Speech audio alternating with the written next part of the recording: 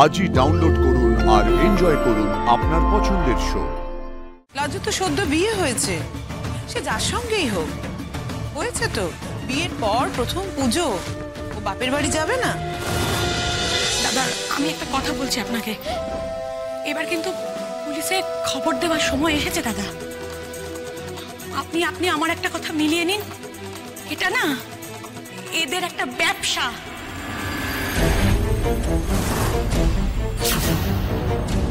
এদের এটাই ধান্দা দাদা, এরা এদের মেয়েকে দিয়ে এই ব্যবসাটাই করায়।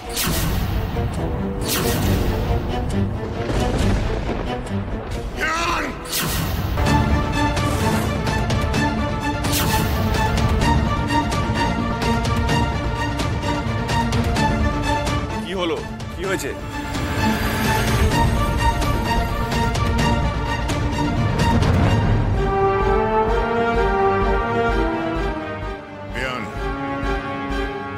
যে কথাখানা মুখ দিয়ে উচ্চারণ করেছেন সেটা ভুলি যান, আমিও ভুলি যাব।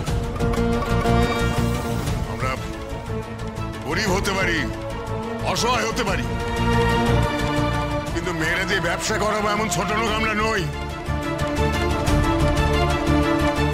কথাখানা ভবিষ্যতে আর মুখে আনবেন না।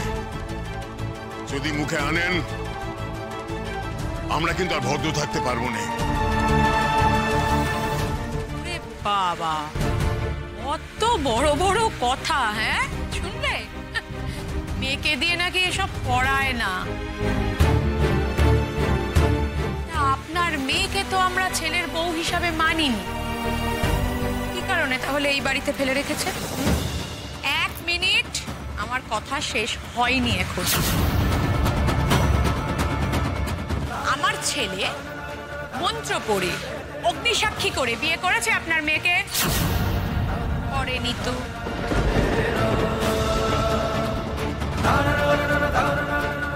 এই যে আপনার মেয়ের মাথায় সিঁদুরটা আমার ছেলে পরিয়েছে? পড়ায়নি তো। তাহলে আপনার মেয়ে কি করে আমার ছেলের বউ হয়ে যায়? আর এই সহজ কথাটা এতদিন ধরে আপনাদের বোঝাবার পরেও আপনাদের যে মাথায় ঢোকেনি তা তো হতে পারে না। ঢুকেছে।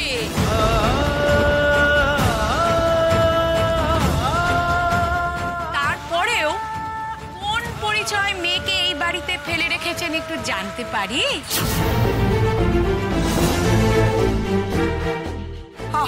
ছোট বৌমা, সব কথা থাক, পুজো কালের দিকটায় সব থাক না। আমরা তো সবাই তো জানি যে আমরা একটা অদ্ভুত পরিস্থিতিতে আটকে গেছি, সেখান থেকে আমাদের বেরোতে হবে, কিন্তু সময়টা এখন নয়। বছরে তো এই 4টে দিন আমাদের খুশির সময়, এই সময়টা একটা অশান্তি, ঝগড়াঝাটি সবকিছু ভুলে গিয়ে আমরা কাটাতে পারি না?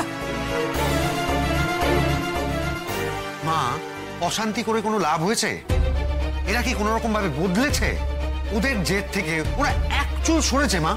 হ্যাঁ, মাঝখান থেকে অষ্টমঙ্গলার নাম করে কৃষ্ণকে কিছুদিনের জন্য ওখানে রেখে দিল। না দাদা, এই আমি আমার মেয়ের মাথায় হাত রেখে দিব্যি করছি, সেখানে আপনাদের ছেলের এতটুকু অনাদর, এতটুকু অযত্ন হয়নি কো। আপনাদের ছেলেকে জিজ্ঞেস করে দেখুন, আমাদের কথা বিশ্বাস না হয়তো। ওকে জিজ্ঞেস করার কিছু নেই, ওকে ওখানে যেতে হবে কেন সেটাই আমাদের প্রশ্ন। মেয়ে আপনাদের, সে ঠিক আছে, কিন্তু ও তো আপনাদের জামাই নন, তাহলে ওকে নিয়ে শুধু টানাটানি করছেন কেন? আমরা যে তারই জামাই মানি, তাই সেরকম রেখেছিলেন। আমার মেয়েটারে যে আপনারা বাড়ির বউ বলে মেনে নেননি, সেটুকু বোঝার বুদ্ধি আমার আছে,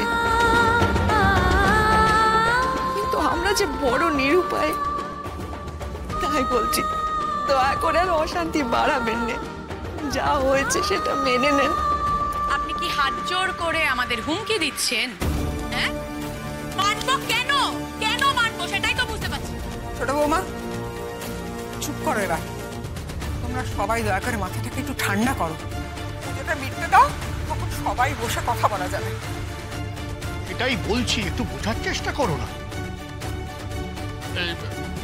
মোহনবাবু, আপনি এত দূর থেকে এসেছেন, একটু বসুন, বিশ্রাম নিন, জলখাবার ও আপনি তো আবার আমাদের বাড়ির চা জল কিছুই গ্রহণ করবেন না বলে স্থির করেছেন।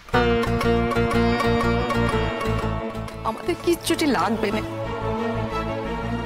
এইসবগুলো দিয়ে গেলাম। জানি আপনাদের দেবার মতো এইসব নয়, তবু সকলের জন্য কিছু কিছু আছে। কেন নেব আমরা? ফিরিয়ে নিয়ে যান, এসব জঞ্জাল আমাদের বাড়িতে রাখবেন না, ফিরিয়ে নিয়ে যান। একটু শান্ত হও না, শান্ত হও। ওরা কিছু জিনিস এনেছেন, ওদের মেয়ের জন্য তো আছে।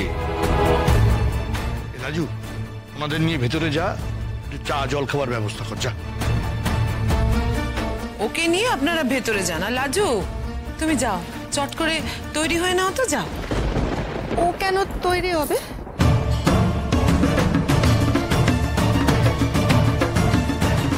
লাজু তো সদ্য বিয়ে হয়েছে, সে যার সঙ্গেই হোক।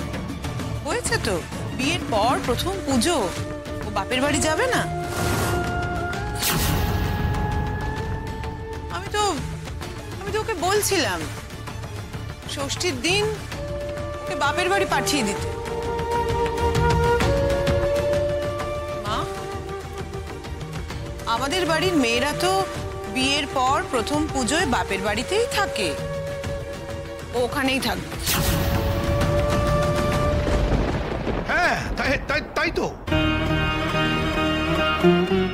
শোন না লাজু, যা তাড়াতাড়ি যা, তৈরি হয়ে নে। আরে কি মুশকিল, তুই পুজোর সময় বাড়ি যাবি না? যা তৈরি হয়ে নে। না না, সে কি করে হয়? সে হয় না, তেমনটি হয় না। আমাদের বাড়িতে ওসব হয় না, একেবারে মানা। হয় না কেন? বিয়ের পর প্রথম পুজো তো সব মেয়েরাই বাপের বাড়িতে কাটায়। না না, আমাদের সেসব মানা। আমার এক পিসি শাশুড়ি, সে বিয়ের পর প্রথমবার বাপের বাড়ি এসেছিল, তার আর ফিরে যাওয়া হয়নি। মানে ফিরে যাওয়া হয়নি কেন? বাপের বাড়িতে মেয়ে যখন পুজোয় আহ্লাদে হই হই করতেছিল, তখন ওই বরকে সাপে কেটেছিল।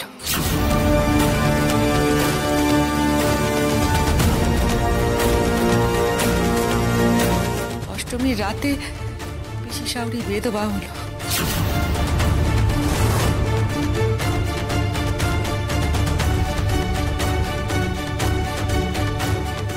ভাই, আপনাদের আমার লাজুরে পুজোয় বাপের বাড়ি পাঠাবেন।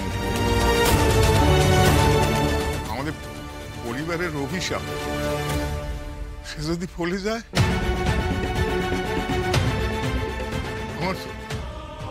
আমার লাজুর মতো তাহলে বেদবা হবে।